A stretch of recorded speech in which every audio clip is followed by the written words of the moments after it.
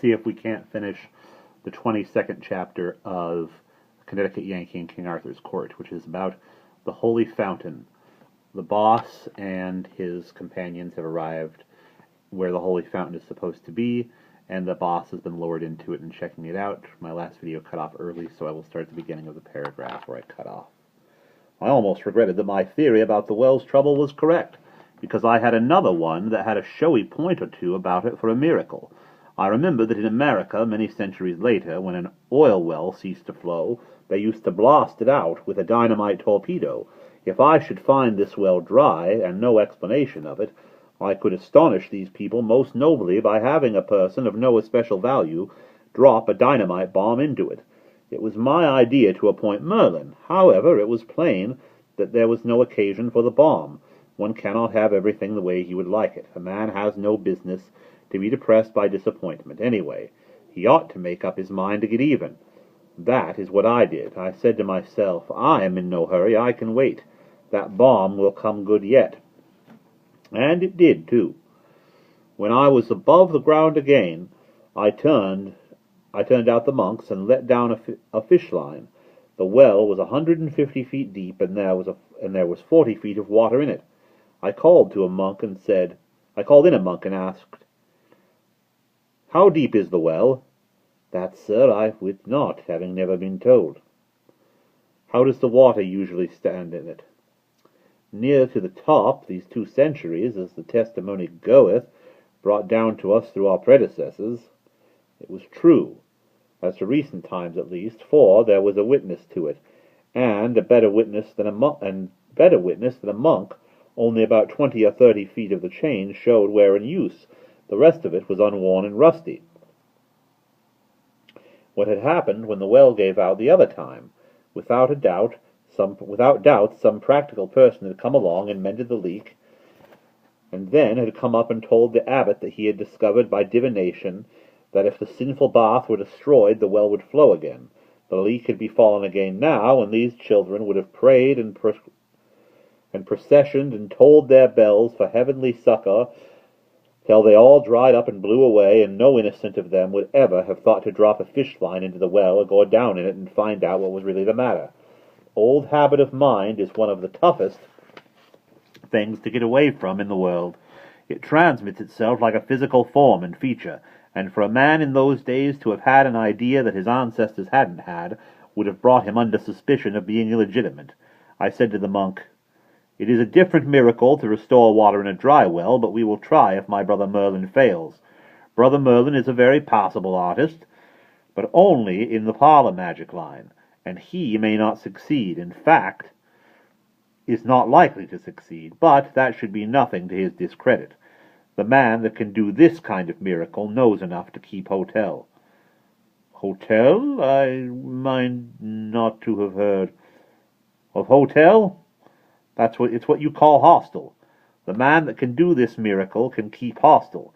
I can do this miracle. I shall do this miracle, yet I do not try to conceal from you that it is a miracle to tax the occult powers to the last strain. None knoweth that truth better than the brotherhood, indeed, for it is on record that aforetime it was perilous difficult, and took a year. Natheless, God send you good success, and to that end we will pray." As a matter of business, it was a good idea to get the notion around that the thing was difficult. Many a small thing has been made large by the right kind of advertising. That monk was filled up with the difficulty of this enterprise. He would fill up the others. In 2 days the solicitude would be booming. On my way home at noon I met Sandy. She had been sampling the hermits. I said, "I would like to do that myself. This is Wednesday. Is there a matinee?" "A which, please you, sir?" "Matinee. Do they keep open afternoons?" "Who? The hermits, of course." "Keep open?" Yes, keep open. Isn't that plain enough? Do they knock off at noon?" "Knock off?" "Knock off, yes, knock off. What is the matter with knock off? I never saw such a dunderhead. Can't you understand anything at all? In plain terms, do they shut up shop, draw the game, bank the fires?" "Shut up shop, draw—" "There, never mind, let it go. You make me tired. You can't seem to understand the simplest thing. I would I might please thee, sir, and it is to me dole and sorrow that I fail, albeit sith I am but a simple damsel, and taught of none, being the cradle unbaptized in those deep waters of learning that do anoint with a sovereignty him that partaketh of the most noble sacrament, investing him with reverend state of mental eye of the humble mortal, who by bar and lack of that great consecration seeth in his own unlearned estate but a symbol of that other sort of lack and loss which men do publish to their pitying eye with sackcloth trappings, whereupon the ashes of grief do lie bepowdered and bestrewn. And so when such shall in the darkness of his mind encounter these golden phrases of high mystery, these shut-up shops, and draw the game, and bank the fires, it is but by the grace of God that he burst not, for envy of the mind that can begat, and tongue that can deliver, so great and mellow-sounding miracles of speech. And if there do ensue confusion in that humbler mind, and failure to divine the meanings of these wonders, then if so be this miscomprehension is not vain, but sooth and true, wit ye will it is the very substance of worshipful dear homage, and may not lightly be misprized, nor had been, and ye had noted this complexion of mood and mind, and understood that I would could not, and that I could not, I might not, nor yet might, nor could, nor might not, nor could not, might be, by advantage turned to the desired would. And so I pray you mercy of my fault, and that ye will of your kindness and your charity forgive it. Good my master and dear my lord, I couldn't make it all out, that is, the details, but I got the general idea, and enough of it, too, to be ashamed. It was not fair to spring those 19th century technicalities upon the untutored infant of the 6th, and then rail at her because she couldn't get there daft and when she was making the honest best drive at it she could, and no fault of hers that she couldn't fetch the home plate, and so I apologized. Then we meandered pleasantly away toward the hermit holes, in sociable converse together, and better friends than ever. I was gradually coming to have a mysterious and shuddery reverence for this girl. Nowadays, whenever she pulled out from the station and got her train fairly started on one of those horizonless transcontinental sentences of hers, it was borne upon me that I was standing in the awful presence of the mother of the German language.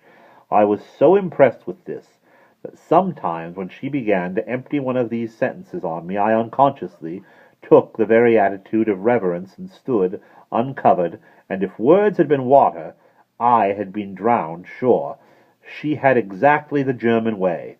Whatever was in her mind to be delivered, whether a mere remark or a sermon or a cyclopedia or a history of the war, she would get it into a single sentence or die.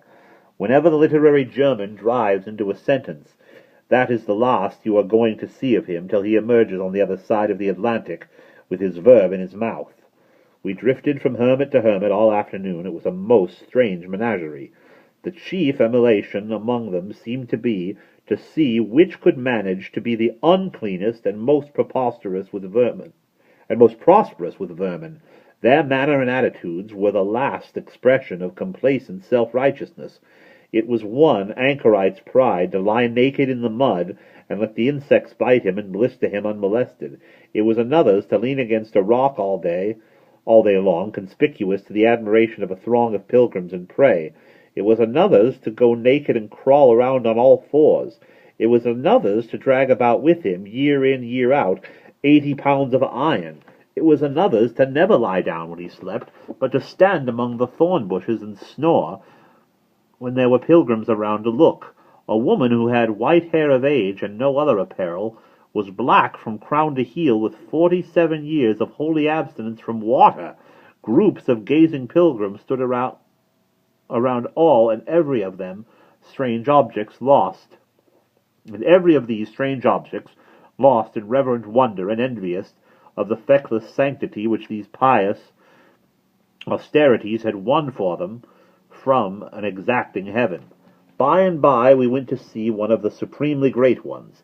He was a mighty celebrity. His fame had penetrated all of Christendom, and noble was the renown journeyed from the remotest lands on the globe to pay him reverence. His stand was in the center of the wildest part of the valley, and it took all that space to hold his crowds. His stand was a pillar 60 feet high, with a broad platform on the top of it. He was now doing what he was doing every day for 20 years up there. What he had been doing every day for 20 years up there, bowing his body ceaselessly and rapidly almost to his feet. It was his way of praying. I timed him with a stopwatch, and he made 1,244 revolutions in 24 minutes and 46 seconds. It seemed a pity to have all this power going to waste. It was one of the most useful motions in mechanics, the pedal movement. So I made a note in my memorandum book, proposing some day to apply a system of elastic cords to him and run a sewing machine with it. I afterward carried out that scheme and got 5 years' good service out of him, in which time he turned out upward of 18,000 first-rate tow linen shirts, which was 10 a day. I worked him Sundays and all. He was going Sundays at the same as weekdays, and it was no use to waste the power. These shirts cost me nothing, but just the mere trifle for the materials. I furnished these myself. It would not have been right to make him do that, and they sold like smoke to pilgrims at $1.50 apiece, which was the price of 50 cows or a blooded racehorse in Autherdom. They were regarded as a perfect protection against sin, and advertised as such by my knights everywhere with the paint pot and stencil plate, inasmuch that there was not a cliff or a boulder or a dead wall in England but you could not read on it, a mile distant, by the only genuine Saint Stylite, patronized by the nobility, patent applied for. There was more money in the business than one knew what to do with. As it extended, I brought out a line of goods suitable for kings, and a nobby thing for duchesses and that sort, with ruffles down the forehatch, and the running gear chewed up with a feather stitch to leeward, and then hauled aft with a backstay, and triced up with a half-turn in the standing rigging forward of the weather gaskets. Yes, it was a daisy, but about that time I noticed that the motive power had taken to standing on one leg, and I found that there was something the matter with the other one. So I stocked the business and unloaded, taking Sir Bors de Gaines into camp, financially along with certain of his friends, for the work stopped within a year, and the good saint got him to his rest. But he had earned it. I can say that for him. When I saw him that first time, however, his personal condition will not quite bear description here. You can read it in the Lives of the Saints. All the details concerning hermits in this chapter are from Lecky, but greatly modified, this book not being a history, but only a tale. The majority of the historian's frank details were too strong for a reproduction in it. The editor. And that's the end of chapter 22.